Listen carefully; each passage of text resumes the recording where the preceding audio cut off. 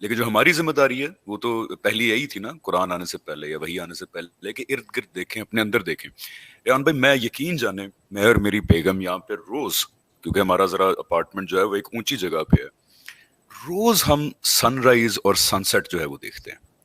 اس کے اندر جو رنگ ہوتے ہیں، اس کے اندر ہر دن جو ایک خوبصورتی ہوتی ہے. یعنی کہ میرے لیے تو صرف سن سیٹ اور سن رائز دیکھنے سے ہی اس اللہ تعالیٰ کا، اس خدا کا تعارف مل جاتا ہے مجھے، کہ جو ہستی یہ خوبصورتی تخلیق کرتی ہے، کر سکتی ہے، جو ہستی، اور سامنے پھول بھی لگے ہوئے ہیں، کچھ ایک گارڈن بھی ہے، وہ پھول کو دیکھ کے ہی مطلب وہی تعارف بہت ہے کہ جو ہستی یہ بنا سکتی ہے وہ ہرگز وہ والی ہستی نہیں ہے جو دنیا میکسیمم میجورٹی ہمیں تعارف دیتی ہے. یہ تو بہت خوبصورت ہستی ہے، سٹل. اور میری بیگم کیونکہ پینٹر ہیں، آرٹسٹ ہیں، آپ یقین جانے وہ روز رنگ کیلکولیٹ کر رہی ہوتی ہیں، سن رائز کے بھی اور سن سیٹ کے بھی، کہ ہائے اللہ تعالیٰ نے کیسے یہ رنگ اس میں مرج کیا ہے، یہ رنگ کے ساتھ یہ رنگ تو سوچا بھی نہیں جا سکتا، لیکن کتنا خوبصورت لگ رہا ہے. یہ والی ہستی قرآن کو جب آپ دیکھتے ہیں تو کیا وہی ہستی ہی ملتی ہے ہمیں جو ہمیں نیچر میں نظر آتی ہے، جو ہمیں ہماری نعمتوں کے اعتبار سے جو ہستی کا تعارف ہوتا ہے، کیا وہی قرآن کے اندر ہے؟ کیونکہ بتایا تو کچھ برعکس جاتا ہے کہ وہ تو بس بیٹھے ہیں اوپر، ہاتھ میں ڈنڈا ہے اور پھینٹی لگانے کے لیے تیار ہیں ساروں کی.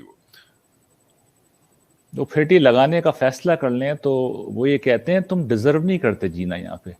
2 دفعہ قرآن میں بات اللہ تعالیٰ نے کہی ہے کہ اگر وہ لوگوں کو پکڑنے کا فیصلہ کر لیں، یعنی میرٹ کے اوپر، تو ایک جاندار کو بھی جیتا نہیں چھوڑیں وہ، یعنی ہم میں سے کوئی بھی نہیں بچے گا. اللہ تعالیٰ کی عظمت اتنی زیادہ ہے، اس کی طاقت اتنی زیادہ ہے، اس کی جو عظمت کا حق ادا کرنا ہے وہ اتنا غیر معمولی کام ہے. اور جس درجے کی ہم اس سے غفلت کرتے ہیں، جو سرکشی، جو گناہ، جو نافرمانی، جو معصیت ہم سے ہوتی ہے، ہم ایگزسٹ کرنا ڈیزرو نہیں کرتے، ہمارا حق نہیں ہے. یعنی ہمیں اگلے لمحے میں فنا ہو جانا چاہیے، لیکن اللہ تعالیٰ یہ کام نہیں کر رہے. تو یہ بات سمجھ لیجئے کہ ایک طرف تو اس کی رحمت ہے، اس کی عنایت ہے، لیکن ساتھ ساتھ وہ بہت بلند بھی ہے. یعنی قرآن مجید نے اس کا اپنا جب تعارف کرایا اللہ تعالیٰ نے، تو جو کئی مقامات ہیں، لیکن ایک مقام ایسا ہے جہاں پر اللہ تعالیٰ نے اپنی بیشتر صفات کو، یا جو مین اہم صفات ہیں، ان کو بیان کر دیا ہے، اور وہ سورہ حشر کا آخری مقام ہے. وہاں چونکہ یہ زیر بحث آیا ہے کہ جو اللہ کو بھول جاتے ہیں، اللہ تعالیٰ پھر ان کو ان کی حقیقت بھلا دیتے ہیں. تو پھر وہ بتایا ہے کہ اللہ کون ہو، وہ اللہ الذی لا الہ الا هو عالم الغیب والشہادۃ هو الرحمن الرحیم. یعنی اس کا پہلا تعارف اللہ تعالیٰ یہ کرتے ہیں کہ وہ بلند ہستی وہ ہے جس کے سوا کوئی معبود نہیں، جس کے سوا کوئی الہ نہیں. الہ دیکھیں کس ہستی کو کہتے ہیں؟ وہ ہستی جس کے متعلق آپ کو یقین ہے کہ آپ کو وہ سب کچھ دے گا، لیکن کس طرح دے گا یہ آپ کی عقل سے ماورا ہوتا ہے. تو آپ حیران رہ جاتے ہیں اس کی بے پناہ طاقت سے، اس کی بے پناہ قدرت سے، اس کے بے پناہ علم سے. تو یہ اللہ تعالیٰ کا پہلا تعارف کرایا گیا ہے کہ وہ ہے اللہ تعالیٰ جو الہ ہے، جو اللہ ہے کہ اس کے سوا کوئی معبود نہیں، وہ رحمان و رحیم ہے. اور اس کے متعلق میں پچھلی دفعہ عرض کر چکا ہوں کہ رحمان وہ ہستی ہے کہ جس کی رحمت جوش میں آئے ہوئے سمندر کی طرح ہوتی ہے، اور جس کی جو رحمانیت کا مطلب یہ ہے کہ جوش میں ہی نہیں آئی ہوئی، بلکہ اس کو تسلسل بھی ہے، دوام بھی ہے. وہ ایک دفعہ نہیں دینے والا، بلکہ دیتا رہتا ہے، مستقل دیتا رہتا ہے. اور پھر یہ ہے کہ وہ ہر چیز کا علم رکھتا ہے، ہر چیز اس کے نالج میں رہتی ہے. اور یہ بڑی اہم بات ہے. اس کی وجہ یہ ہے کہ انسانوں میں جتنی بھی بے خوفی پیدا ہوتی ہے، وہ اسی خیال سے پیدا ہوتی ہے کہ اللہ تعالیٰ کو تو کچھ پتہ نہیں. اچھا، جتنی مایوسی پیدا ہوتی ہے وہ بھی یہاں سے پتہ ہوتی ہے کہ اللہ تعالیٰ کو پتہ نہیں علم ہے یا نہیں ہے. تو یہ بتاتے ہیں کہ عالم الغیب والشہادہ، کہ وہ جو ظاہر ہے تمہارے لیے وہ بھی، اور جو تمہارے لیے غیب میں سب کا جاننے والا ہے. پھر جو اگلی بات وہ اپنے حوالے سے کہتے ہیں، هو اللہ الذی لا الہ الا هو الملک القدوس. اب یہ اللہ تعالیٰ سمجھ لیجئے کہ اپنا جب تعارف آگے بڑھا رہے ہیں تو اس میں انہوں نے پہلی بات ہی بیان کی ہے کہ وہ الملک ہے، اور ساتھ میں کہا گیا ہے کہ وہ قدوس ہیں. یہ دونوں چیزیں بڑی اہم ہیں، اس کو سمجھ لیجئے. یعنی اللہ تعالیٰ کے تصور کے متعلق ایک توازن ہے جو ہمیشہ باقی رہنا چاہیے. یعنی اس توازن میں ایک طرف تو خدا کی عظمت کا احساس، یعنی خدا کی عظمت کا احساس آپ کے اوپر اتنا ہو جائے کہ آپ اس کی رحمت کو بھول جائیں، اور دوسری طرف آپ کے اوپر اس کی رحمت کا احساس اتنا غالب آ جائے کہ آپ اس کی عظمت کو بھول جائیں. یہ دونوں چیزیں نہیں ہونی چاہیے. تو الملک القدوس دونوں چیزوں کو کور کرتا ہے. یعنی ایک طرف تو وہ بادشاہ ہے ملک کا مطلب یہ ہے کہ سب اس کی رعایا ہیں، سب اس کے ماتحت ہیں، سب اس کی ملکیت ہیں، وہ سب کا مالک ہے، ہر چیز اس کے ہاتھ میں. اور وہ ظاہر بات ہے کہ جس کائنات میں ہم جیتے ہیں اس کائنات کا بھی مالک ہے، اس کا بھی بادشاہ ہے. تو جو رب اس پوری کائنات کا بادشاہ، یعنی ہمارے یہاں کیا ہوتا ہے کہ ایک شخص اگر پرائم منسٹر ہے تو آپ کبھی پرائم منسٹر سے ملنے جائیں تو اس کا ایک بہرحال روب ہوتا ہے، اس کا ایک اثر ہوتا ہے. آپ اگر کسی ملک کے بادشاہ سے ملنے جائیں، پریزیڈنٹ سے ملنے جائیں، تو ایک شخصیت کے اوپر ایک اثر پڑتا ہے، اس کا روب پڑتا ہے. حالانکہ وہ بیچارہ کچھ بھی نہیں ہوتا، یعنی وہ کچھ بھی نہیں ہوتا، اس کو تو عوام منتخب کرتے ہیں، عوام معزول کر دیتے ہیں. یہ چلیں فرض کر لیں کوئی بادشاہ بھی ہے تو اس کو تو ایک گولی ماری جائے تو وہ بیچارہ مر جائے گا، اس کی حکومت تو دوسروں کی محتاج ہوتی ہے. اللہ تعالیٰ کی بادشاہی تو وہ ہے کہ جس میں وہ کسی کا محتاج ہی نہیں ہے، اس کے پاس اتنی طاقت ہے کہ جس کی کوئی حد ہی نہیں ہے، اتنی قدرت ہے کہ جس کی کوئی حد نہیں ہے. تو اس کی بادشاہی کوئی چھوٹی بادشاہی نہیں ہے. کائنات جس خدا کا تعارف کرا رہی ہے اس کی بادشاہی بے پناہ عظیم ہے. لیکن وہ ساتھ میں القدوس بھی ہے. قدوس ہونے کا مطلب کیا ہے؟ ایک ایسی ہستی کہ جو سب کچھ کرنے کی طاقت رکھتی ہے، جو ہر چیز پر قدرت رکھتی ہے، لیکن جب بھی کچھ کرتی ہے تو اس سے برکتوں کا ظہور ہوتا ہے، اس سے خیر کا ظہور ہوتا ہے. تو یہ دونوں چیزوں کو اللہ تعالیٰ نے ملا کے بتا دیا کہ وہ الملک بھی ہے، وہ کائنات کا بادشاہ بھی ہے، لیکن جب وہ کچھ کرتا ہے تو اصل میں برکتوں کا ظہور ہوتا ہے، فیضان جاری ہوتا ہے، بخشش جاری ہوتی ہے، عطا ہوتی ہے جو کسی کو مل رہی ہوتی ہے. دیکھیے یہ عطا کیسی ہے، اس کو بھی میں اب ذرا سمجھاؤں کہ اللہ تعالیٰ، جیسا کہ میں نے شروع میں عرض کیا تھا، هو الاول والآخر، وہی اول ہے وہی آخر ہے، یعنی وہ ہمیشہ سے رہے گا، ہمیشہ رہے گا. اسے کسی کی ضرورت نہیں تھی کہ وہ پیدا کرے کسی کو، لیکن اس نے مخلوقات پر یہ احسان کیا کہ انہیں وجود بخشا. دیکھیے وجود کیسی بڑی نعمت ہے، اس کا اگر اندازہ کرنا ہو تو موت کا ذرا تصور کیجئے. ہم میں سے کون شخص مرنا چاہے گا؟ حالانکہ ہمیں معلوم ہے کہ یہ موت فنا کا نام نہیں ہے، یعنی ایک عارضی وقفہ پھر زندہ ہو جائیں گے، لیکن ہم میں سے کوئی بھی مرنا نہیں چاہتا. یعنی موت اگر آ جائے تو ہم گھبرا جاتے ہیں، ہمارے کسی عزیز کو بھی آ جائے تو اس سے زیادہ بری چیز ہماری زندگی میں کوئی نہیں. اس کا مطلب یہ کہ ہم وجود کو، ہم زندگی کو کتنا عزیز رکھتے ہیں. یہ زندگی سے ہماری محبت کا اظہار ہے. یہ زندگی کس نے دی ہے؟ یہ وجود کس نے دی ہے؟ وجود اللہ کے سوا کسی کا حق نہیں ہے. وہی الحی القیوم ہے، وہی ہے جو اصل میں زندہ ہے، وہی ہے جو اپنی ذات میں زندہ ہے اور اپنی ذات کے اندر ہی باقی رہتا ہے. اسے کسی کے سہارے کی ضرورت نہیں ہے، وہ اپنی ذات میں کافی ہے. لیکن وہ دوسروں کو زندگی دیتا ہے، جو خود بھی زندہ ہے اور دوسروں کو زندگی دیتا ہے، جو اپنے سہارے پر خود قائم ہے اور دوسروں کو بھی تھامے ہوئے ہیں، انہیں بھی سہارا دے رہا ہے. تو اس نے مجھے اور آپ کو وجود کی نعمت دی ہے، یہ ساری مخلوقات کو اس نے دی ہے. اس کے بعد جو اس نے اگلا ہم پہ احسان کیا ہے، ہم انسانوں پر، وہ تو ایسا احسان ہے کہ یقین کریں کہ اگر اس کا شعور ہو جائے تو پوری زندگی ہم سجدے سے سر نہ اٹھائیں. یعنی اس نے یہ فیصلہ کیا کہ یہ جو پوری کائنات میں نے بنائی ہے، یہ جو 7 آسمان اس نے قرآن مجید میں آتا ہے کہ اس نے بنائے ہیں، ان میں ان جیسی زمینیں بھی ہیں، تو یہ ساری کائنات بنا کر اس نے انعام کے طور پر ایک مخلوق کو دینے کا فیصلہ کیا، اور اس کے لیے میرا اور آپ کا انتخاب کیا گیا ہے. ہمیں یہ اپورچونٹی دی گئی ہے. ہمارے پاس ایک ایسی عظیم اپورچونٹی ہے کہ ہمیں نہ صرف وجود ملا ہے، بلکہ اگر ہم نے غیب میں رہتے ہوئے خدا سے صحیح تعلق، یعنی بندگی کا تعلق، محبت کا تعلق قائم کر لیا، تو انعام کے طور پہ اللہ تعالیٰ اس پوری کائنات کا ہمیں بادشاہ بنانے جا رہے ہیں. قرآن مجید اصل میں اسی منصوبے کا بیان ہے، اور اس لیے قرآن مجید کے بارے میں اللہ تعالیٰ نے جو تبصرہ کیا ہے وہ یہ کیا ہے کہ وَفِي ذَلِكَ فَلْيَفْرَحُوا، یہ وہ چیز ہے جس پہ تم خوشیاں مناؤ. هُوَ خَيْرٌ مِّمَّا يَجْمَعُونَ، یہ جو تم دنیا جمع کر رہے ہو نا، اس سے بہت بہتر ہے قرآن. کیوں بہتر ہے؟ اس لیے کہ قرآن خزانے کا نقشہ ہے، یہ بادشاہی کو حاصل کرنے کا، اس کو پانے کا ذریعہ ہے. قرآن مجید سے اگر آپ نے خدا کی بندگی کا طریقہ پا لیا تو یاد رکھیے یہ بندے بہت جلد کائنات کے بادشاہ بنائے جانے والے ہیں. اور وہ پوری کائنات، قرآن مجید جگہ جگہ یہ بات بیان کرتے ہیں کہ لوگوں اس کائنات کی، اس جنت کی طرف دوڑو جس کی وسعت آسمانوں اور زمین کے برابر ہے. تو یہ بادشاہی ہے جو میرے اور آپ کے لیے تیار کی جا رہی ہے. یہ کائنات جس طرح اس وقت ہمیں نظر آ رہی ہے، یہ آنے والی بادشاہی کا ایک ملبہ ہے، اور ان قریب اس کو، آسمان و زمین کو اللہ تعالیٰ بدل کر کچھ سے کچھ کر دیں گے. تو یہ کیا ہے؟ یہ جو منصوبہ ہے خدا کی برکتوں کا ظہور ہے، اس کے قدوس ہونے کا ظہور ہے کہ وہ بادشاہ ہے، لیکن اس نے عطا کا ایسا در کھولا ہے کہ مخلوقات کو ایک طرف وہ زندگی دے رہا ہے، انہیں وجود دے رہا ہے، اور دوسری طرف مجھے اور آپ کو وہ اتنی بڑی بادشاہی دے رہا ہے کہ جس کی کوئی حد نہیں. اور دیکھیے ہم کون لوگ ہیں، پہلے اس کو بھی سمجھ لینا چاہیے کہ میں اور آپ ایک چھوٹا سا گھر بنانے کے لیے 500 गज का घर बहुत बड़ा हम समझते हैं, 1000 गज का तो हमारे सामने ख्वाबों की ताबीर होती है। ये घर हम जो है बनाने के लिए क्या करते हैं, जिंदगी लगा देते हैं, हलाल और हराम सबसे बेनियाज हो जाते हैं। और जब ये घर बन जाता है तो हम लोगों को बुला के दिखाते हैं कि देखो भाई ये मेरी इतनी बड़ी अचीवमेंट है, मेरा बंगला है, मेरी कोठी है। और बहुत बड़ा किसी के पास कुछ होता है तो कुछ एकड़ का कोई फार्म हाउस होता है, कोई बादशाह है तो चलिए उसके पास हर शहर के अंदर महल्लात हैं, एकड़ों के ऊपर फैले हुए महल्लात हैं, इससे ज्यादा कुछ नहीं होता इंसानों के पास। ये आखिरी चीज है। जो बादशाही वो देने वाले हैं उसका अंदाजा इस जमीन से लगाइए कि इस जमीन का डायमीटर 25,000 किलोमीटर है, और ये जो सूरज जो हमारे करीब तरीन पहला सितारा है इसके अंदर 10 लाख जमीनें आ सकती हैं, और फिर ये सूरज इस कायनात के अंदर बिलियंस ऑफ स्टार में से एक स्टार है, और billions and trillions of galaxies हैं जो यहाँ मौजूद हैं। ये है जो स्टेक के ऊपर है, ये है जो देना चाह रहे हैं, ये है वो जो देंगे।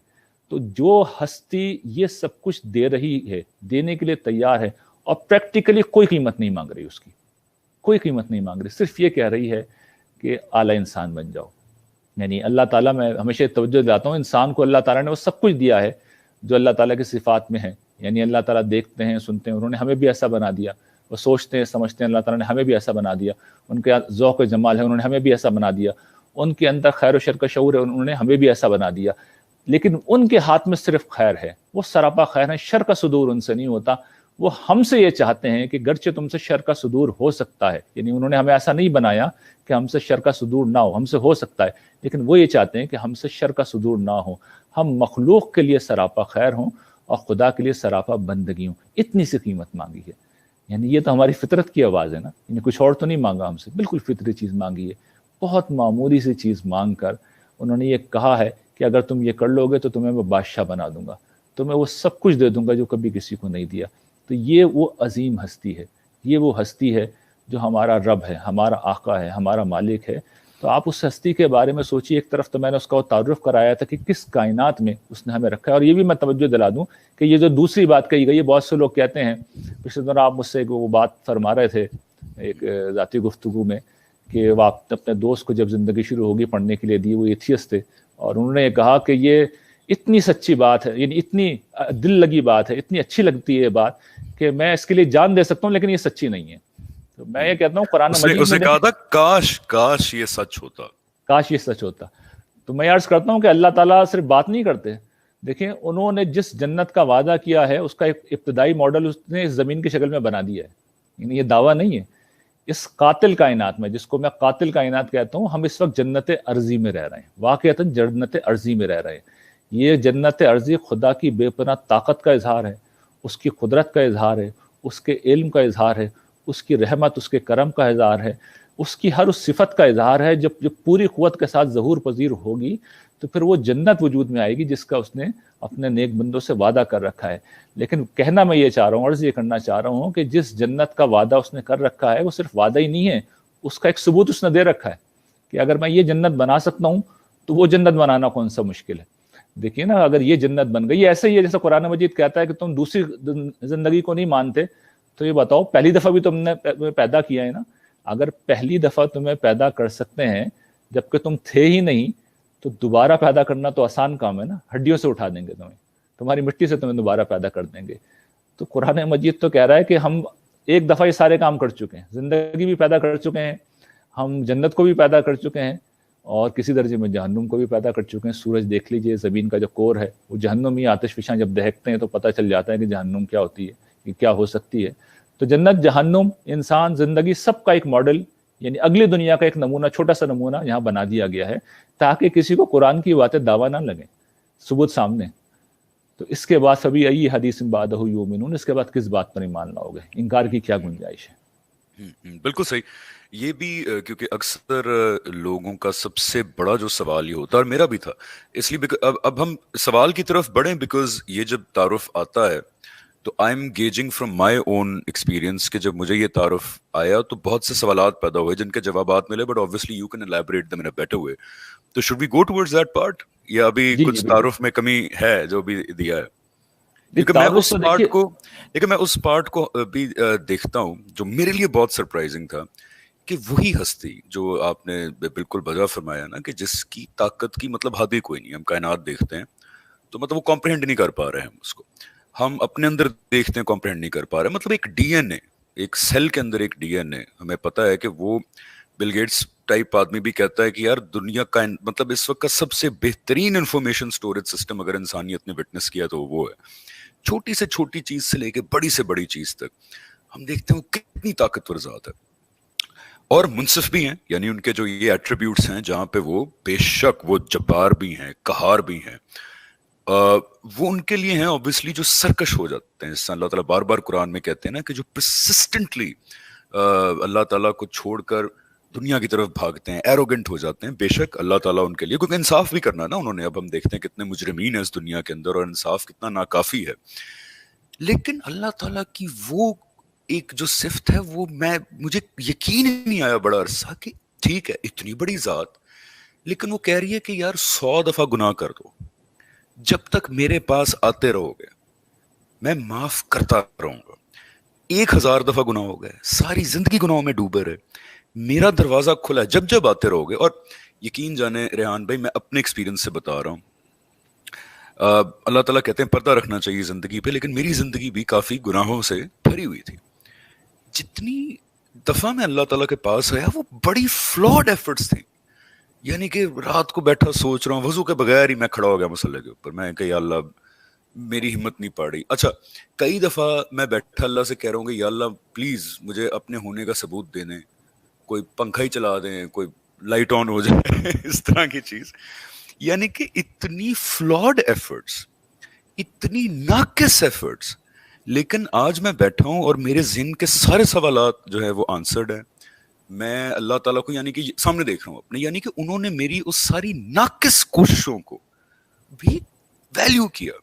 تو یہ ایسپیکٹ اللہ تعالیٰ کا جو ہے کہ وہ اتنے رحیم ہے کہ وہ کہتے ہیں کہ جو مرضی کر لو، جب تک تم سرکشی میں پرسسٹنٹ نہیں ہو جاؤ گے، جب تک تم آتے رہو گے. چلو سال میں ایک دفعہ ہی آتے رہو گے. ایسے کوئی والدین ہونا تو وہ کہیں کہ بیٹا چلو مہینے میں ایک دفعہ ہی کال کر لیا کرو، چلو مطلب 2 ہفتے بعد ایک دفعہ 5 منٹ کے لیے کال کر لیا کرو. یہ والے جو اللہ تعالیٰ کی ایک صفت ہے یہ بہت زیادہ اوور پاورنگ تھی میرے لیے کہ یار وہ اتنی بڑی ذات، لیکن وہ یعنی کہ دروازہ کھول کے بار بار بلاتے ہیں کہ کوئی بات نہیں، بہت غلط کام کر دیا، کوئی بات نہیں، آؤ تو صحیح، اچھا چلو دوبارہ آ جاؤ، اچھا توبہ کر کے پھر توڑ دی، او ہو چلو دوبارہ آ جاؤ، کوشش کرتے رہو. یہ صفت جو ہے یہ کئی لوگوں کو بڑی انبلیویبل لگتی ہے.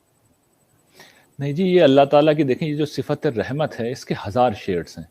یعنی اصل میں تو وہ رحمان ہے، لیکن رحمت جب ظہور کرتی ہے تو وہ 10,000 طریقوں سے ہوتی ہے. اس کا ایک شیڈ وہی ہے جس پہ ہم بات کر رہے ہیں کہ الودود ہے، الکریم ہے، الرؤوف ہے، الرحیم ہے. یعنی رحمت کے سارے شیڈز ہیں جو مختلف طریقوں سے ظاہر ہو رہے ہیں. اس کی اپنی اپنی بڑی یعنی اہمیت ہے. یہ جو آپ نے جس چیز کی طرف توجہ دلائی ہے اس کی رحمت کا بہت ہی غیر معمولی پہلو ہے، اور وہ ہے کہ وہ توبہ کو قبول کرنے والا ہے، وہ تواب ہے. جب بندہ لوٹتا ہے تو وہ بھی لوٹتا ہے. اور کمال یہ ہے جو میں عرض کروں کہ بڑے سے بڑا مجرم ہو، بڑے سے بڑا سرکش ہو، بڑے سے بڑا ظالم ہو، بڑے سے بڑا قاتل ہو، آسمانوں کو اس نے بھر دیا ہو، زمینوں کو اس نے اپنے گناہوں سے بھر دیا ہو، سمندر کو اس نے اپنے گناہوں سے بھر دیا ہو، جس وقت وہ اللہ تعالیٰ کے پاس آ جاتا ہے ٹوٹے ہوئے دل کے ساتھ، شرمساری کے ساتھ، ندامت کے ساتھ، میں کہتا ہوں جھوٹے منہ ہی آ جائے، ایک دفعہ آ جائے، تو اللہ تعالیٰ ایسے بیہیو کرتے ہیں جیسے انہوں نے پیچھے کچھ دیکھا ہی نہیں ہے. یعنی کوئی اور ہو تو، اور جس درجے کی وہ طاقتور ہستی ہیں تو، اور جس درجے کا ان کا علم ہے، یعنی انہیں سب پتہ ہوتا ہے، دلوں کے آنکھوں کی خیانت بھی وہ جانتے ہیں اور دلوں میں آنے والے خیالات بھی وہ جانتے ہیں. وہ اگر ہمیں رسوا کرنا چاہیں تو ہم اپنے گھروں کے اندر ذلیل ہوں. وہ ہمارا پردہ اگر اٹھا دیں تو ہمارے ساتھ وہ ہو جس کا ہم تصور بھی نہیں کر سکتے. لیکن جب بندہ کوئی اس کے حضور پیش ہوتا ہے تو ایک طرف تو یہ کہ وہ انتہا سے زیادہ معاف کرنے والا ہے، دوسری طرف یعنی میں ایک ایسی چیز آپ کو بتاؤں قرآن مجید میں جو بیان ہوئی ہے کہ اللہ تعالیٰ جو کرم کرتے ہیں کہ جب کوئی شخص اس طرح آتا ہے تو اس کے گناہوں کو نیکیوں سے بدل دیتے ہیں. یعنی جب کوئی شخص تڑپ کے آتا ہے تو آخری معاملہ اس کے ساتھ یہ کیا جاتا ہے کہ جتنے تم نے گناہ کیے وہ سب میں نے نیکیوں میں لکھ دی. اس لیے کہ جب نامہ اعمال قیامت کے دن پیش ہوگا تو میرے بندے کو شرمندگی نہ ہو، رسوائی نہ ہو کہ یہ جناب اس نے 30 سال کی عمر میں توبہ کی، 35 سال کی عمر میں توبہ کی، پیچھے کیا کر رہا تھا. لوگوں کے ذہن میں سوال پیدا ہوگا نا کیا کر رہا تھا، تو اس کو بھی نیکیوں سے بھر دیں گے وہ. تو انتہائی محبت ہے، انتہائی کرم ہے. رسول اللہ صلی اللہ علیہ وسلم نے اس کو بہت روایات میں اس کو توجہ دلائی ہے اور یہ بتایا ہے کہ جس طریقے سے تم اگر کسی جگہ سفر میں جا رہے ہو اور تمہاری آنکھ لگے اور تمہارا اونٹ اور تمہارا زادِ راہ سب غائب ہو جائے اور تم پہ جو بے بسی اور بے کسی طاری ہوگی اور تم موت کا صرف انتظار کرو گے. سارا میں آپ تصور کر سکتے ہیں کیا انسان کے ساتھ ہوگا اگر اس طرح ہو. اور پھر وہ مایوس ہو کے لیٹ گیا اور پھر اس کی آنکھ کھلے تو دیکھے کہ اس کا اونٹ بھی، اس کا گھوڑا بھی، اس کا سامان بھی، اس کا پانی بھی سب مل گیا. تو تمہیں جتنی خوشی ہوگی اللہ تعالیٰ کو اس سے کہیں زیادہ خوشی اس وقت ہوتی ہے جب کوئی بندہ اس کی طرف لوٹ کے آتا ہے. قرآن مجید میں جو سورہ زمر میں اللہ تعالیٰ نے بات کہی ہے کہ قل یا عبادی الذین اسرفوا علی انفسہم لا تقنطوا من رحمت اللہ ان اللہ یغفر الذنوب جميعا انہ هو الغفور الرحیم. یہ مجرموں سے کہا ہے اللہ تعالیٰ نے، عام لوگوں سے نہیں کہا. یہ مکی صورت ہے.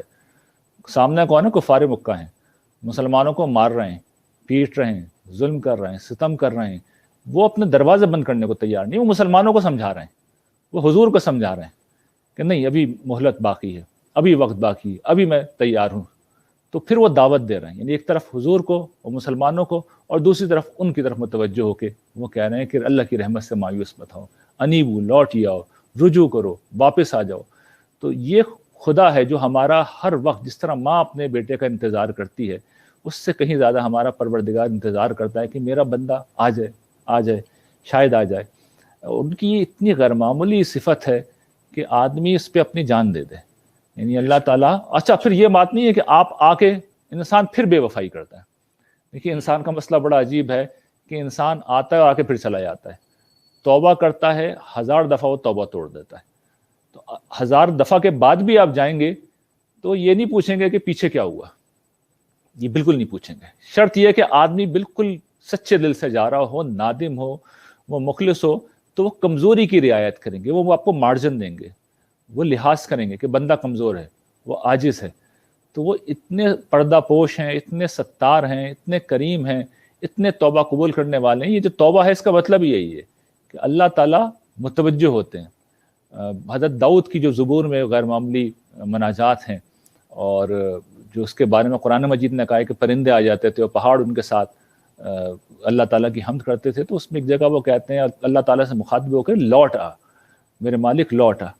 تو وہ جو محبت کا اسلوب ہے کہ جب بندہ تڑپ کے پکارتا ہے تو آپ دیکھیے پھر انہوں نے حضرت داؤد علیہ السلام کے ساتھ کیا معاملہ کیا ہے کہ ان کو ایک ماڈل بنا دیا حمد کا، اپنی مہربانی کا ایک ماڈل بنا دیا، دنیا میں بھی بادشاہ بنایا انہیں. اور جو اس دنیا میں آخری عزت ہو سکتی ہے کسی کو دی جا سکتی ہے نبی بنائے جانے کی، وہ بھی بنایا انہیں. تو یہ اللہ تعالیٰ اپنے حضور رجوع کرنے والوں کو، بلانے والوں کو، گڑ گڑانے والوں کے ساتھ جو معاملہ کرتے ہیں تو ان پہ اس طرح کرم نوازی کرتے ہیں. تو اللہ تعالیٰ کی میں یہ بات عرض کروں کہ دیکھیے اس کی عطا کے لیے، اس کی مہربانی کے لیے، جو میں ایک بڑی اہم، شاید اس لیکچر کی سب سے اہم بات اب عرض کر رہا ہوں کہ آخرت کا انتظار کرنے کی کوئی ضرورت نہیں ہے. آپ اس دنیا میں اپنی زندگی میں اللہ تعالیٰ کا تجربہ کر سکتے ہیں. آپ ایک دفعہ اسے پکارنے لگیں، ایک دفعہ آپ سچے دل سے اسے پکاریں، اس کے پیچھے لگ جائیں، تو میں آپ کو یقین دلاتا ہوں اس دنیا میں کچھ بھی ہو سکتا ہے، کچھ بھی ہو سکتا ہے، لیکن وہ آپ کو ہدایت سے کبھی محروم نہیں کریں گے، اپنی رحمت سے کبھی محروم نہیں کریں گے. دیکھیں یہ ہو سکتا ہے کہ آپ کسی خاتون سے شادی کرنا چاہ رہے ہوں، ان کی کوئی حکمت مصلحت ہو وہ نہ کریں. ہو سکتا ہے آپ کوئی خاص کیریئر بنانا چاہ رہا ہوں، ہو سکتا ہے ان کی حکمت مصلحت ہے وہ نہ کریں. ہو سکتا ہے کہ آپ کوئی خاص گاڑی مانگ رہے ہیں، گھر مانگ رہے ہیں، ہو سکتا ہے آپ کو نہ دیں. لیکن جس وقت کوئی شخص ہدایت مانگتا ہے تو اس کا کوئی امکان ہی نہیں ہے کہ اللہ تعالیٰ اس کو نو کر دیں، کیونکہ اس کا نتیجہ تو پھر مکمل تباہی ہے، آخرت کی بربادی ہے. اور یہ دیکھیے قیامت کے دن اللہ تعالیٰ یہ بات سن ہی نہیں سکتے کہ ایک بندہ وہاں کھڑا ہو اور وہ اللہ تعالیٰ کی بارگاہ میں یہ عرض کرے کہ پروردگار میں نے آپ کو پکارا تھا، میں نے آپ سے مدد مانگی تھی، میں آپ کے سامنے رویا تھا، میں گڑ گڑایا تھا اور میں نے آپ سے ہدایت مانگی تھی، آپ نے مجھے ہدایت نہیں دی. یہ جملہ نہیں سنیں گے اللہ تعالیٰ، سن ہی نہیں سکتے وہ جملہ. تو ہدایت وہ ہر حال میں دیتے ہیں، لازماً دیتے ہیں. شرط یہ ہے کہ بندہ اپنا سینہ کھول دے، وہ تیار ہو کہ میں اپنی تعصبات اور خواہشات سے اٹھنے کے لیے تیار ہوں، میں سرنڈر کرنے کے لیے تیار ہوں. تو میں آپ کو یقین دلاتا ہوں اللہ تعالیٰ آسمان سے زمین پہ آ جائیں گے. جو شخص چاہے اس کا تجربہ کر لے اپنی زندگی کے اندر. آخرت میں تو اللہ تعالیٰ ٹھیک ہے ظاہر ہوں گے، اس بندے کے لیے اسی دنیا میں ظاہر ہو جائیں گے، اور چند سال بعد وہ بندہ کہہ رہا ہوگا کہ میں نے اپنی آنکھوں سے اپنے خدا کو دیکھا ہے. اتنا غیر معمولی یہ واقعہ ہے. میں بالکل اس چیز کی ریحان بھائی 100% گواہی دیتا ہوں. لٹرلی میں مطلب ایسے میں نے اللہ تعالیٰ کو اپنی زندگی میں مداخلت کرتے ہوئے دیکھا.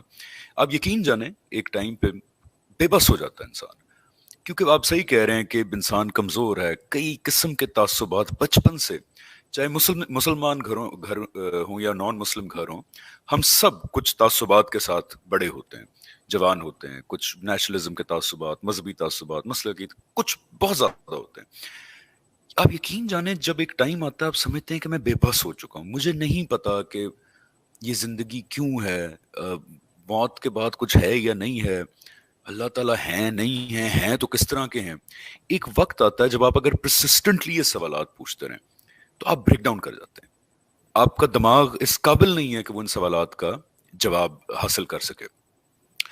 اور جب آپ بریک ڈاؤن کرتے ہیں، یعنی کہ میں اپنی مثال بتا رہا ہوں، میں ایک بہت ہی کمزور انسان ہوں بھی صحیح اور رہا بھی ہوں، اس بریک ڈاؤن کے اندر جب میں نے واقعی مجھے وہ مومنٹ بھی یاد ہے، آپ یقین جانے میں اپنی بیوی سے ڈسکس کرتا ہوں، پبلکلی نہیں بتانا چاہیے، مجھے وہ لمحہ یاد ہے جب اس بے بسی کے عالم میں نے کہا کہ یا اللہ آپ ہی اب بتائیں آپ ہیں نہیں ہیں، اب اگر قیامت کے دن، اللہ کی قسم ہے، same thing that you said, میں نے کہا قیامت کے دن اگر آپ ہوئے تو میں آپ سے کہوں گا کہ میں نے آپ سے کہا تھا مجھے بتائیں کہ یہ کیا ہے اور کیا نہیں ہے۔ میں رو بھی پڑا، اور یہ صرف 1.5 سال پہلے کا واقعہ ہے، 2 سال پہلے کا، اور اس کے بعد مجھے نہیں پتا میری زندگی کے اندر کیا ہوا، لٹرلی ایسے لگا کہ اللہ تعالیٰ نے، مطلب آپ نے ہاتھ آگے کیا، اللہ تعالیٰ نے پورا بازو پکڑ کے اپنی طرف لے آیا ایسے کر کے۔ اب یہاں پہ ایک سوال، 2-3 سوالات ہیں میرے۔ ایک تو اتنی عظیم شخصیت، لیکن وہ یعنی کہ ماں کا پیار بھی بے وقت لگتا ہے ان کے پیار کے سامنے، با قرآن دیکھتے ہیں، ان کا تعارف حاصل کرتے ہیں۔ اتنی بڑی ہستی کی میں کہتا ہوں کہ بیڈ بکس میں آنے کے لیے، ان کا غصہ ارن کرنے کے لیے، ان کی پنشمنٹ ارن کرنے کے لیے، میں کہتا ہوں بلکہ ان کا انڈیفرنس ارن کرنے کے لیے، اللہ تعالیٰ بے نیاز جب ہو جاتے ہیں کہ اگر آپ ان کو بھول جاتے ہیں، اللہ تعالیٰ کہتے ہیں میں بھی پھر بے نیاز ہو جاتا ہوں۔ اس کو ارن کرنے کے لیے کون سا انسان بننا پڑتا ہے کہ جو اس ہستی کا غصہ ارن کر لے یا انڈیفرنس ارن کر لے؟ یہ اگر چھوٹے سے اس میں 3-4 منٹ میں آپ بتا دیں۔ یہ کوئی آسان کام نہیں ہے، اس کے لیے انسان کو بڑی محنت کرنی پڑتی ہے، خواہش نفس کو معبود بنانا پڑتا ہے، خیر و شر سے اپنے آپ کو اوپر اٹھانا پڑتا ہے، انسان سے جانور بننا پڑتا ہے، اپنے روحانی وجود کا گلا اپنے ہاتھوں سے گھوٹنا پڑتا ہے، مخلوق خدا کے اوپر انتہائی صفاقی اور ظلم کا مظاہرہ کرنا پڑتا ہے، اللہ کے بندوں کو دھوکہ دینا پڑتا ہے۔ جب یہ سارے کام ہم کریں گے تو پھر اللہ کا غضب بھڑکتا ہے۔ یعنی اللہ تعالیٰ بڑے رحیم ہیں، بڑے کریم ہیں، بڑے مہربان ہیں، لیکن دیکھیں وہ عادل بھی ہیں، اور ان کو اس بات کے اوپر سخت غصہ آتا ہے کہ جب کوئی شخص ان ساری مہربانیوں کے باوجود اخلاقی حص جو انسان کے اندر ہے اس کا گلا گھوٹتا ہے، اور وہ ظلم کا ارتکاب کرتا ہے، اور وہ سرکشی کا ارتکاب کرتا ہے۔ اور دیکھیے انفارچونیٹلی اس پورے معاملے میں 2 چیزیں ہیں جو بہت بڑا ذریعہ بنتی ہیں، ان کو میرے خیال میں ہمیں آئیڈینٹیفائی کرنا چاہیے۔ بیشتر خرابیاں اصل میں ماں سے جنم لیتی ہیں۔ پہلی جو چیز ہے وہ انانیت ہے، یعنی یہ وہ انانیت ہے جس کا مظاہرہ شیطان نے کیا تھا۔ شیطان تکبر میں مبتلا ہو گیا تھا۔ جب کوئی شخص تکبر میں مبتلا ہو جائے، اور پھر تکبر کی بہت سی بیٹیاں ہیں، تکبر کی ایک بیٹی حسد ہے، ایک بیٹی تعصب ہے، تو یہ ساری چیزیں تکبر کے ذیل میں ہی آتی ہیں۔ جب کوئی شخص تکبر کا شکار ہو جائے، اپنے آپ کو کوئی بڑی چیز سمجھنے لگے، اور یہ طے کر لے کہ اس نے کسی کی بات نہیں سننی اور وہ بڑا ہے، تو یہ بات یاد رکھیے گا کہ اللہ تعالیٰ کی ایک صفت ہے المتکبر، سب سے بڑے وہی ہیں، بلکہ بڑے وہی ہیں، باقی سب حقیر ہیں۔ تو جب کوئی شخص اپنے آپ کو بڑی چیز سمجھتا ہے تو پھر وہ راندہ درگاہ ہو جاتا ہے۔ یعنی اس کا نتیجہ فوری طور پہ کیا ظاہر ہوتا ہے؟ ظاہر یہ ہوتا ہے کہ انسان کوئی خیر کی بات، کوئی سچائی قبول کرنے کے لیے تیار نہیں ہوتا، اور یہ کوئی معمولی بات نہیں ہے۔ یعنی دیکھیے، یہ جو اس دنیا میں ہدایت صرف اسی شخص کو ملتی ہے جس کے اندر سچ کو ماننے کا جذبہ ہو۔ انسان کی سب سے بڑی اخلاقی قدر کیا ہے کہ ہم سچ کو سچ مانتے ہیں اور جھوٹ کو جھوٹ مانتے ہیں۔ ہماری پوری زندگی اصل میں اسی چیز کے اوپر کھڑی ہوئی ہے۔ ہم اصل میں ایک اخلاقی وجود ہے، اور ہمارے اخلاقی وجود کی اساس سچائی ہے۔ جس وقت ہم سچائی کو ماننے سے انکار کر دیتے ہیں تکبر کی بنیاد کے اوپر، یا تعصب کی بنیاد کے اوپر، یا حسد کی بنیاد کے اوپر، تو ہم خدا کے غضب کا شکار ہو جاتے ہیں۔ کیوں؟ دیکھیے، اس کے بعد ساری برائیاں جنم لیتی ہیں۔ شیطان کے اب آپ بغیر سے دیکھیے نا کہ شیطان ہماری یہاں برائی کا سمبل ہے، لیکن وہ بڑا عبادت گزار تھا۔ وہ دیکھیے وہ جس مجلس میں موجود تھا وہ کوئی معمولی مجلس نہیں تھی، اس کا ذکر فرشتوں کے ساتھ کیا گیا ہے. لوگ اس پہلو پہ غور نہیں کرتے، لوگوں نے اس کو فرشتہ قرار دے دیا، قرآن نے کریکشن کی، وہ فرشتہ نہیں جن تھا. لیکن غور تو کیجئے وہ کھڑا ہوا کہاں پہ تھا، وہ اللہ تعالیٰ سے مکالمہ کر رہا تھا، یعنی اللہ تعالیٰ کی بارگاہ میں موجود تھا. یہ کوئی معمولی عزت ہے، یہ کوئی معمولی اعزاز ہے. اس کا مطلب ہے کون تھا وہ؟ انتہائی نیک تھا، انتہائی نیک جن تھا، انتہائی عارف جن تھا، انتہائی عبادت گزار جن تھا. اس کی پہنچ بہت آگے تک تھی، لیکن اس نے اپنے آپ کو بڑا سمجھا. جب بڑا سمجھا اور اس نے سچائی کا انکار کیا تو یہ ساری خیر ختم ہو گئی.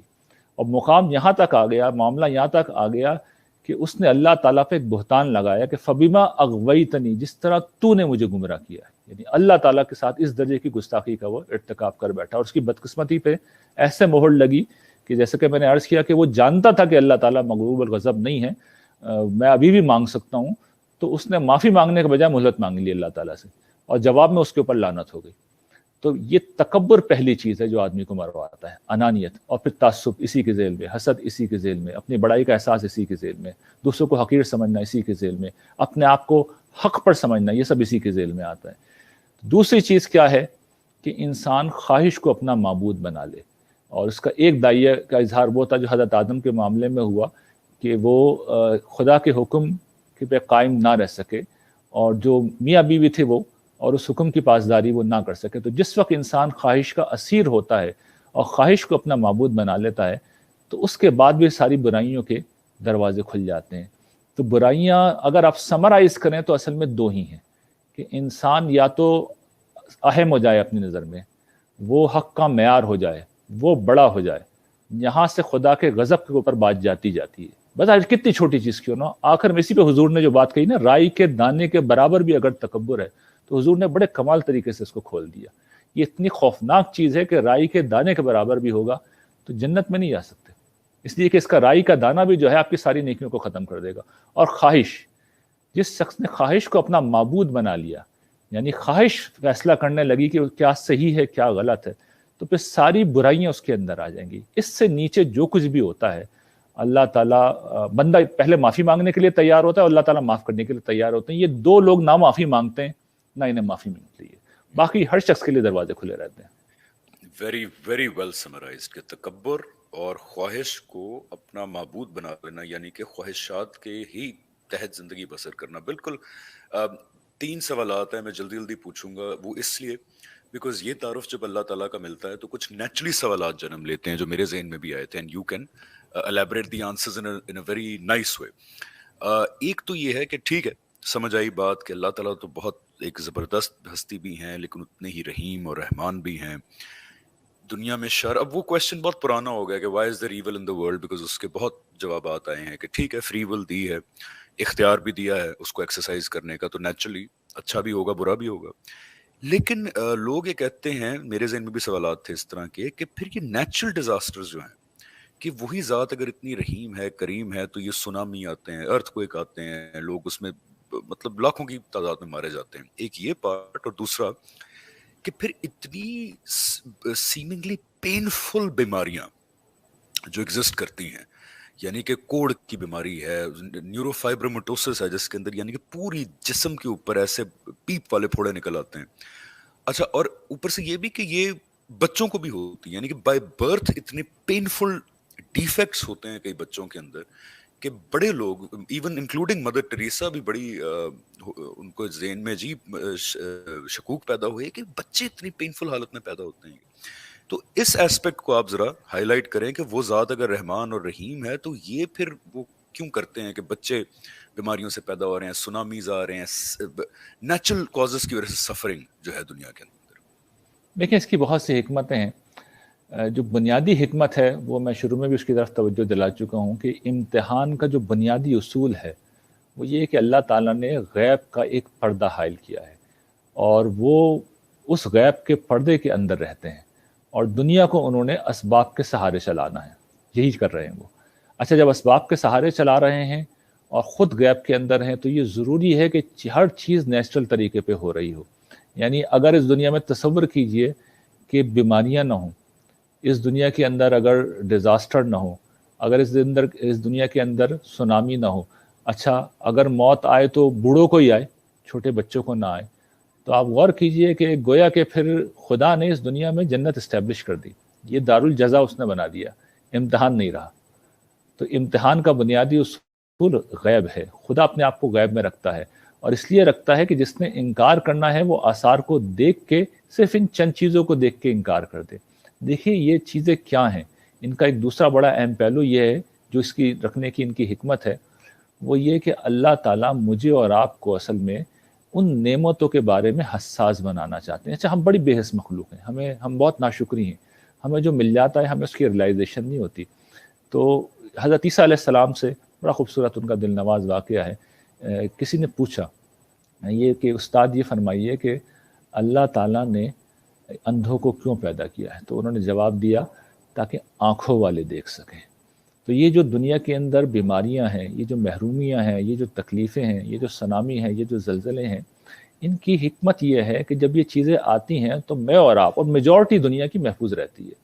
हमारे अंदर ये एहसास पैदा हो कि हम अल्लाह के शुक्रगुजार बने, हम ये इतराफ़ करें कि हमारा रब बहुत करीम है, उसने हमें आफ़ियत में रखा है। ज़ाहिर है कि इसकी कीमत ये देनी पड़ती है कि कुछ लोगों के ऊपर आजमाइश आती है, लेकिन चूँकि उन्हें इस्तेमाल किया जाता है तो उन्हें फिर आखिरत में बगैर हिसाब किताब के दाखिल किया जाएगा जन्नत के अंदर, जो इसका शिकार हो जाएंगे।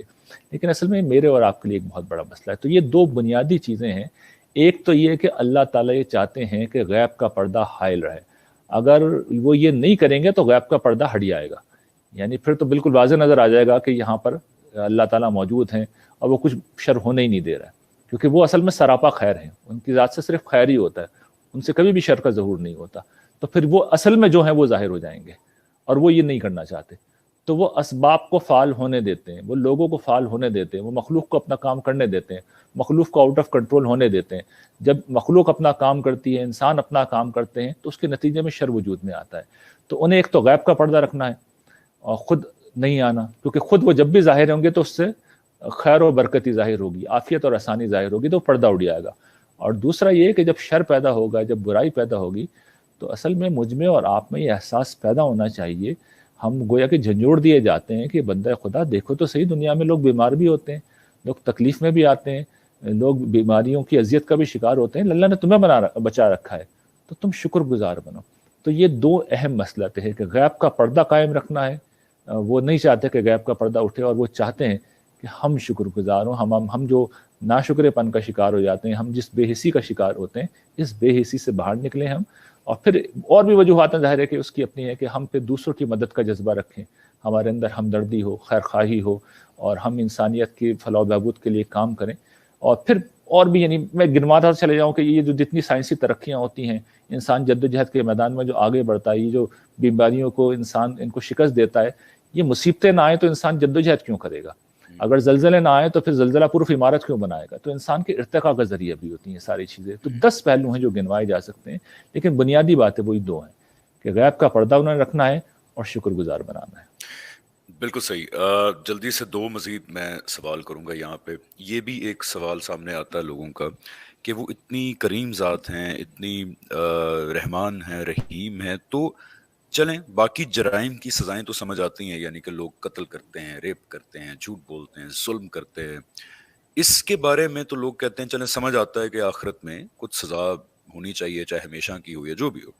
लेकिन खुदा को ना मानना, वो कहते हैं कि ये तो फिर अल्लाह ताला कहते हैं कि मुझे इबादत की भी ज़रूरत नहीं है, लेकिन अगर मुझे मानोगे नहीं तो मैं सज़ा भी दूंगा। ज़रा हाईलाइट कीजिएगा कि हमारे लिए बाकी जराइम होते हैं, अल्लाह ताला को ना मानना, उनको उनकी जगह पे ना रखना, एक तो ये हमारे लिए जुर्म की उस तरह नौयत नहीं रखता। इसको प्लीज हाईलाइट करें कि शिर्क, खुदा पे झूठ बांधना, उनको ना मानना, ये किस नौयत के जराइम है? शिर्क हो गया, खुदा को ना मानना हो गया, ये असल में खुदा के खिलाफ जुर्म नहीं है, ये इंसान का इंसानियत के खिलाफ जुर्म है। इंसान का अपने इंसान के शर्फ जो है उसके खिलाफ सबसे बड़ा जुर्म है। देखिए इंसान क्या है, इंसान इखलाकी वजूद है। इखलाकी वजूद क्या होता है? इखलाकी वजूद इस चीज़ का नाम होता है कि अगर आपने मेरे साथ कोई भलाई की है तो मैं आपका शुक्रिया अदा करूँ, मैं आपका एहसान मानूँ। अच्छा, जिस हस्ती ने सबसे बढ़कर एहसान किए, जिसने सबसे बढ़कर मेहरबानी की, جس نے سب سے بڑھ کر کرم کیا، ہم نے اس کے ساتھ کیا کیا؟ اس کا انکار کر دیا۔ تو اگر آپ دیکھیے تو شرف انسانیت کے خلاف، انسان کے اخلاقی وجود کے خلاف اتنا بڑے جرم کا ارتکاب نہیں ہو سکتا۔ یعنی اللہ تعالیٰ کا تو کچھ نہیں بگڑا، ہم نے اپنے بارے میں یہ بتا دیا کہ ہم اندھے ہیں، ہم بہرے ہیں، ہم گونگے ہیں، ہم اس دنیا کی سب سے بڑی سچائی کو نہیں دیکھ سکے۔ تو اللہ تعالیٰ نے اصل میں یہ جو سزا مقرر کی ہے شرک کی یا کفر کی، تو یہ بھی، لیکن یہ بھی سمجھ لیجئے کہ یہ ساری چیزیں جمع ہوتی ہیں قرآن مجید میں۔ اصل میں یہ بات جو بیان ہوئی ہے یہ ان لوگوں کے حوالے سے ہوئی ہے جن کے ساتھ سرکشی بھی جمع تھی۔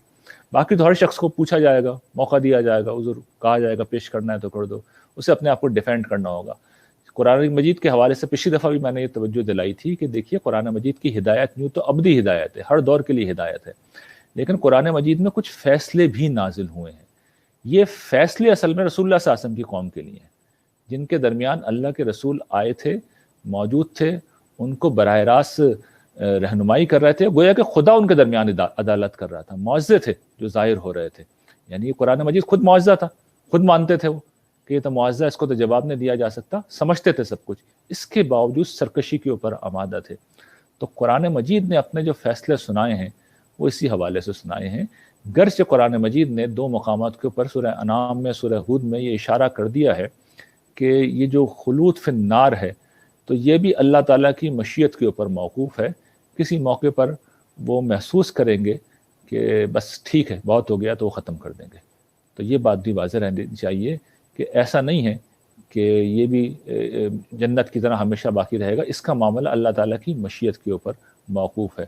اور پھر اس کا ایک اور اہم پہلو بھی یہ ہے کہ دیکھیے اس دنیا میں جو بھی سزا ملتی ہے اس کا بعض اوقات انحصار اس پہ ہوتا ہے کہ وہ جرم کی نوعیت کیا ہے، جرم کی نوعیت کے دوار سے بھی سنگین ہے۔ بعض اوقات اس کا انحصار اس بات کے اوپر بھی ہوتا ہے کہ وہ کس کے خلاف کیا گیا ہے۔ یعنی میں اس کو مختلف مثالوں سے سمجھاتا ہوں۔ ایک آدمی بد کردار ہے، اس نے کہیں زنا کیا ہے تو بہرحال جرم ہے، لیکن یہی کام اگر یہی حرکت اس نے اپنی کسی محرم خاتون کے خلاف کر دی ہے تو ظاہر ہے اب وہ شناعت بہت شدید ہو جائے گی۔ آپ اگر اپنے والد کسی سے لڑتے ہیں، ایک غلط بات ہے، والد صاحب کے خلاف کھڑے ہو جاتے ہیں، بڑا مسئلہ ہے، حکومت وقت کو چیلنج کر دیتے ہیں تو حکومت نے تو آپ کی طبیعت ٹھیک کر دینی ہے۔ تو شرک اور کفر اصل میں اللہ تعالیٰ کے خلاف بغاوت ہے، اور اللہ تعالیٰ جتنی عظیم ہستی ہے، جتنی بلند ہستی ہیں، تو وہ اگر بہت تھوڑی سی بھی اس کی سزا دیں تو وہ انسانوں کے لیے بہت ہے۔ یہ جو جہنم ہے یہ بہت تھوڑی سزا ہے اللہ تعالیٰ کی عظمت کے لحاظ سے۔ یہ میں بھی واضح کر دوں کہ قرآن مجید نے جہنم کی جو سزائیں بیان کی ہیں یہ زیادہ سے زیادہ سزائیں ہیں، اور جنت کی جو نعمتیں بیان کی ہیں کم سے کم نعمتیں ہیں۔ تو اللہ تعالیٰ دینے کے معاملے میں بہت فیاض ہے، بہت فیاض ہے۔ سزا کے معاملے میں وہ ہلکی سے ہلکی سزا بیان کرتے ہیں۔ یہ جو آگ واگ جس کا ذکر کیا گیا ہے بہت ہلکی سزا ہے، یعنی اللہ تعالیٰ اس سے زیادہ دے سکتے ہیں، اس سے زیادہ قدرت رکھتے ہیں۔ جنت کے معاملے میں تو انہوں نے پوری جنت کو بیان کر کے بیان کر دیا، یہ تمہارا تصور ہے نزل ہے، یہ تو ابتدائی سر و سامانی ہے، ابتدائی مہمانی کا سر و سامان ہے جو تمہیں دیا گیا ہے، اصل نعمت تو اس کے بعد آئیں گی۔ حضور نے بیان کیا نا کہ نہ کسی کان نے سنا، نہ کسی آنکھ نے دیکھا، نہ کسی دل پہ اس کا خیال گزرا۔ قرآن مجید میں سورہ سجدہ میں یہ مضمون بیان ہوا ہے۔ تو جنت اس وقت ان کی رحمتوں کو ظہور ہوگا تو وہ تو آپ تصور ہی نہیں کر سکتے۔ جہنم جو ہے وہ بہت تھوڑی سی سزا ہے، اچھا ہمیں زیادہ لگتی ہے تو اب اس کا کیا کیا جائے؟ ہم اتنے کمزور ہیں تو ہمیں سوچنا چاہیے نا کہ ہم کتنے کمزور ہیں، سامنے کتنی بڑی ہستی ہے، کم سے کم سوچ لیں کہ ہم کس کے خلاف کھڑے ہوئے ہیں۔ تو میں ایک توجہ دلاتا ہوں ہمیشہ کہ اگر خدا کو دیکھنا ہے تو ذرا کائنات کو دیکھ لیں، آپ کو اندازہ ہو جائے گا who you are dealing with، آپ کا معاملہ کس سے پڑ گیا ہے۔ بالکل، اور یہاں پہ یہ چیز بھی ہائی لائٹ ہمیں کرنی چاہیے کہ ابدی موت تو سب سے بڑی ایک سزا ہے، یعنی کہ اہل جہنم، اللہ تعالیٰ کہتے ہیں جہنم میری مشیت پہ قائم ہے اور اللہ تعالیٰ جو چاہتا ہے کر گزرتا ہے۔ تو اکثر لوگ یہ سمجھتے ہیں کہ جہنم کو موت دے دینا ہمیشہ کی، اور ان کے باسیوں کو جو ورسٹ ہوں گے ان کو بھی ہمیشہ کی موت دے دینا کسی قسم کی رعایت ہے۔ یعنی کہ ہم تصور نہیں کر سکتے کہ میں آج ایگزسٹ کرتا ہوں اور میں اب ہمیشہ کے لیے ایگزسٹ نہیں کروں گا، انکانشس، یعنی کہ کائنات 13 ارب سال سے ہے، میں تو نہیں تھا، مجھے پتہ ہی نہیں تھا، میں تو پچھلے کچھ سالوں میں پیدا ہوں۔ ابدی موت جو ہے وہ تو اللہ تعالیٰ کی میرے خیال ہے سب سے ورس سزا جو ہے اہل جہنم کے لیے بھی، وہ ابدی موت ہو سکتی ہے۔ تو یہ کوئی لوگ غلط تصور قائم کر لیتے ہیں، یہ کوئی رعایت ہے کہ نہیں کیا مطلب جہنم کیسے ختم ہو سکتی ہے ہمیشہ کے لیے، ابدی موت کیوں دیں گے اللہ تعالیٰ ان کو؟ وہ تو سب سے بڑی سزا ہوگی۔ اور اس کے مرتکب لوگ، اگر ہم لوگ صحیح سمجھ پائیں جو سن بھی رہے ہیں لوگ، وہ ورسٹ آف دا ورسٹ ہوں گے جن کو غلطی نہیں لگی. یہ بھی آخر میں ہائی لائٹ کر دیجئے کہ اللہ تعالیٰ کبھی بھی, ہم کیونکہ علمی مباحث میں بھی بہت پڑھتا تھا ایک زمانے میں, کسی کو جنرلی علمی غلطی لگ گئی, عملی غلطی لگ گئی, یعنی کہ قیامت کے دن ایک پورا پروسیس ہوگا احتساب کا. یہ تو نہیں کہ 3-4 باتوں پہ جہنم اور جنت کے فیصلے ہوں گے. غلطی کے اوپر اللہ تعالیٰ کبھی مواخذہ نہیں کریں گے. یہ وہ لوگ نہیں ہیں جن کو غلطیاں لگی ہیں, یہ وہ لوگ ہیں جو, وہی آپ نے بات کی کہ تکبر اور خواہش پرستی کی راہ میں اتنے آگے چلے گئے کہ باقی سب کچھ پیچھے چھوڑ دیا. غلطی پہ اللہ تعالیٰ سزا نہیں دیں گے. اور آخر میں ہمارے پاس 5 منٹ اور ہیں, بتائیے گا کہ جو لوگ سن رہے ہیں وہ اس ہستی کو کیسے اپروچ کریں, کیونکہ اکثر یہ چیز سامنے آتی کہ لوگ کہتے ہیں کہ ہم جاننا چاہتے ہیں کہ حق کیا ہے لیکن سمجھ نہیں آتا, بیکاز آج کل انفارمیشن کا دور ہے. آپ ایک بات سنتے ہیں, آپ یوٹیوب پہ وہ لکھیں گے تو اس کے کچھ 10 کاؤنٹرز آپ کے سامنے آ جاتے ہیں. تو ان اے وے آپ گم ہو جاتے ہیں اس انفارمیشن کی یلغار کے اندر. تو 2 چیزیں, ایک تو وہ پروردگار غلطی کے اوپر مواخذہ نہیں کریں گے, اور دوسرا اس پہ بھی روشنی ڈالیے گا کہ اب جو سن رہے ہیں وہ لوگ وہ کیسے اس پروردگار کو اپروچ کریں. دیکھیے میں نے ابھی عرض کیا تھا کہ جہنم کی جو سزائیں قرآن مجید میں بیان ہوئی ہیں وہ ایکسٹریم ہے, یعنی اس کے بعد اس سے ہلکے چیزیں ہوں گی. یعنی اس کے بعد ظاہر بات ہے جتنے بھی لوگ ہیں ہر طرح کے مجرم ہیں تو ان کو اس سے ہلکا معاملہ دیا جائے گا. یہ جو آپ غلطی کہہ رہے ہیں اس کے بارے میں تو رسول اللہ صلی اللہ علیہ وسلم نے ایک حدیث میں اس کو واضح بھی کر دیا ہے کہ اگر کوئی شخص اخلاص نیت کے ساتھ کوئی فیصلہ کرتا ہے اور اسے غلطی لگ جاتی ہے تو اس کے لیے 1 اجر ہے اور نہ دوہرا اجر ہے. تو اخلاص نیت ہے, ایک شخص اللہ کے ساتھ مخلص ہے اور دین میں کوئی اس کی بات, اس کا نقطہ نظر اگر غلط ہو گیا ہے تو پھر اس کے لیے 1 اجر ہے. اگر آپ کی غلطی سے مراد یہ تھی کہ کوئی گناہ کا ارتکاب کر دیا ہے تو حضور یہ فرماتے ہیں کہ اگر سچے مومن ہو تو تمہیں کانٹا بھی چبھتا ہے تو تمہارے گناہ اللہ تعالیٰ اسی دنیا میں معاف کرتے چلے جاتے ہیں. دنیا کی سختیاں بھی کفارے کا سبب بن جاتی ہیں. بہت سے لوگ ہوں گے جن کو اللہ تعالیٰ جو برزخ میں جو کچھ ان کے ساتھ معاملہ ہوگا اس کی بنیاد پہ چھوڑ دیں گے. بہت سے لوگ ہوں گے جن کو حشر کے میدان میں اللہ تعالیٰ, اس پہ کسی اور موضوع اس پہ تفصیل سے ہم موضوع بات کریں گے, حشر کے دن کیا ہوگا جنت جہنم پہ, اس روز میں واضح کر دوں گا. لیکن بہت سے لوگوں کو اللہ تعالیٰ حشر میں جو کھڑا رکھیں گے تو وہ بھی اصل میں معاف کرنے کا پروسیس ہی ہوگا ان کا, وہ معاف کر رہے ہوں گے. تو جہنم میں تو آخر میں انتہائی بدنصیب لوگ جا رہے ہوں گے, جو جن کے پاس معافی کی کوئی گنجائش ہی نہیں ہوگی اور جو بدترین گناہوں کا اور جرائم کا جو ارتکاب کریں گے. تو یہ بات, لیکن میں ہمیشہ توجہ ہی دلاتا ہوں کہ دیکھیے ہم کمزور لوگ ہیں, ہم تو سوئی کا چبھنا برداشت نہیں کر سکتے. تو یہ جو اس طرح کی باتیں سن کے اپنے آپ کو کوئی بہت زیادہ مارجن نہیں دینا چاہیے. ہم سوئی کا چبھنا برداشت نہیں کر سکتے. میں توجہ دلاتا ہوں کبھی چولہے کے پاس جا کے کھڑے ہوں اور اپنے ہاتھ کو جو ہے ذرا آگ کے اوپر لہرائیں, کتنی دیر تک آپ برداشت کر سکتے ہیں؟ تو ہم بالکل برداشت نہیں کر سکتے. ہم جون جولائی میں سورج کے نیچے کھڑے رہنا برداشت نہیں کر سکتے. تو اللہ تعالیٰ تو دیکھیے بہت ہی ہلکا معاملہ کریں گے, یہ میں عرض کر دوں. مسئلہ ہے کہ ہم وہ ہلکے معاملات بھی برداشت نہیں کر سکتے, یعنی ہم وہ ہلکے معاملات بھی برداشت نہیں کر سکتے. یہ آپ کے پہلے سوال کا جواب ہے. جو دوسری بات آپ نے ارشاد فرمائی, یہ میں نے جیسا کہ عرض کیا تھا, یہ جس وقت کوئی بندہ سراپت طلب بن جاتا ہے سچائی کے لیے, حق کے لیے, تو پھر یہ اللہ تعالیٰ کی غیرت کا مسئلہ ہوتا ہے. شرط یہ ہوتی ہے, دیکھیے بندہ, ہم لوگ کرتے کیا ہیں, ہم اپنا سینہ نہیں کھولتے, ہم اپنی خواہشات اور اپنے تعصبات سے اوپر اٹھنے کے لیے تیار نہیں ہوتے. آپ یہ 2 کام کر دیجئے, یہ فیصلہ کر لیجئے کہ پروردگار میرے لیے اصل مسئلہ تو ہے, اصل میرے لیے اہمیت تیری ذات کی ہے, میرے فرقہ میرے لیے اہم نہیں ہے, میرے نظریات, میرے خیالات میرے لیے اہم نہیں ہے, میرا عالم میرے لیے اہم نہیں ہے, میرا گروہ میرے لیے اہم نہیں ہے, تو اہم ہے, تو مجھے سچائی دکھا دے. میں آپ کو یقین دلاتا ہوں کہ آپ کے لیے اسباب پیدا ہوتے چلے جائیں گے. آپ نے فرمایا کہ انٹرنیٹ پہ آپ ایک چیز ڈالیں گے 10,000 چیزیں آ جائیں گی, تو اللہ تعالیٰ آپ کو پن پوائنٹ کر کے صحیح چیز تک لے جائیں گے. اور دوسری بات میں یہ عرض کروں گا کہ دیکھیے ہم جس طرح عمل کے امتحان میں ہیں, اس کو سمجھنا چاہیے ہم فکر کے امتحان میں بھی ہیں. تو سچائی اگر 2 دن میں نہیں مل رہی, ایک انٹرنیٹ پہ آپ نے سرچ ڈالی اور اس اگلے لمحے میں نہیں مل رہی, تو بھیا تھوڑی سی محنت کر لیں, کچھ عرصے تک محنت کر لیں, آپ 1-2 سال لے لیں.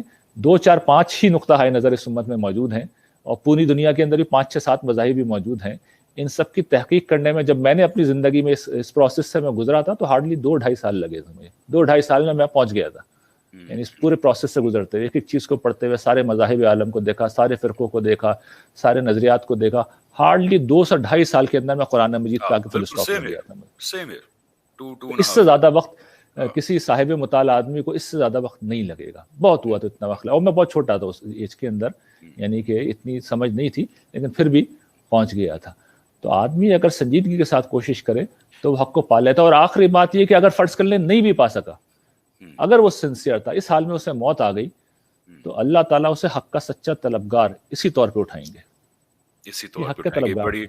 بڑی اچھی بات کی اینڈ پہ یہی میں ریکویسٹ کرنا چاہوں گا, جہاں تک میری اور ریحان بھائی کی آواز پہنچ رہی ہے, کہ دیکھیں موت آنی ہے, بڑے کم عرصے بعد آنی ہے. اس سوال کو اللہ تعالیٰ کو ہونے یا نہ ہونے کو, موت کے بعد زندگی ہونے یا نہ ہونے کو, تھوڑا سا اپنی زندگی کا مسئلہ بنا لیں, تھوڑا عرصہ مسئلہ بنا لیں, اس سوال کو اہمیت دیں, اس پہ وقت لگائیں. بیکاز دیکھیں موت تو آنی ہے نا, چاہے آپ ملحد بھی ہوں یا آپ نہ بھی مانیں, یہ تو فیکٹ ہے نا کہ موت آ رہی ہے اور بڑی تیزی سے آ رہی ہے.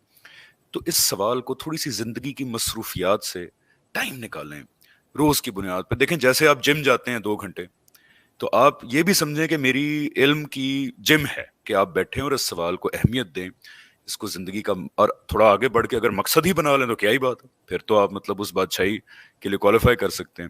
تو give time to these questions, because death is coming, death is a full stop, وہ ساروں کے لیے ہے.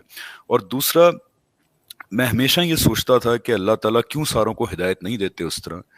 دیکھیں اللہ تعالیٰ بڑے غیرت مند ہیں اپنی ہدایت کے معاملے میں. یہ وہی بات ہوگی نا, جیسے آپ نے کہا تھا, میرے خیال ہے کہ اگر مجھے پیاس لگی ہی نہیں تو میرے سامنے آپ بہترین ٹھنڈا پانی کا گلاس رکھ دیں گے, میرے لیے اس کی اہمیت نہیں ہوگی. تو اگر آپ طلبگار ہی نہیں ہیں اس اٹرنل لائف کے, اگر آپ طلبگار ہی نہیں ہیں ہدایت کے, یا پرسسٹنس نہیں ہے اس طلب کے اندر, تو اللہ تعالیٰ بھی پھر بہت غیرت مند ہیں, کیونکہ ریوارڈ بہت بڑا ہے. اپنی زندگی, اپنی بادشاہی, بہت بڑا ریوارڈ ہے. آخر میں 2-3 الفاظ کہیے گا, پھر میں آپ کو اللہ حافظ کرتا ہوں اگلے ہفتے تک, کہ اللہ تعالیٰ بہت غیرت مند ہے. وہ کہتے ہیں کہ میری ہدایت اتنی سستی نہیں ہے کہ آپ کو چاہیے ہی نہیں, آپ نے اس کو زندگی کا پارٹ ٹائم ایک مشغلہ سمجھ کے کیا, لیکن پھر بھی آپ کو ہدایت مل جائے. تو ایسا نہیں ہے معاملہ, ریحان بھائی. قرآن مجید بادشاہ کا فرمان ہے, یہ فقیر کی صدا نہیں ہے. آسمان و زمین کے مالک کا یہ کلام ہے. یہ عزت اللہ تعالیٰ نے کسی مخلوق کو نہیں دی اس طرح اسے مخاطب کریں. ہم اگر اتنی زحمت کرنے کے لیے بھی تیار نہیں ہیں کہ ہمارا آقا ہم سے مخاطب ہوا ہے, ہم سننے کے لیے بھی تیار نہیں ہیں, تو یہ خدا کی غیرت بہت بڑی ہے. پھر آپ کو ہدایت نہیں ملے گی, پھر نہیں ملے گی.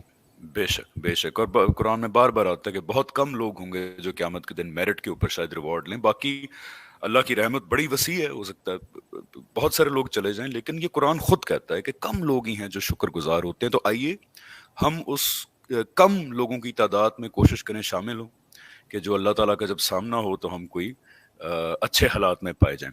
ریحان بھائی بہت شکریہ, آج کا سیشن بہت زبردست تھا.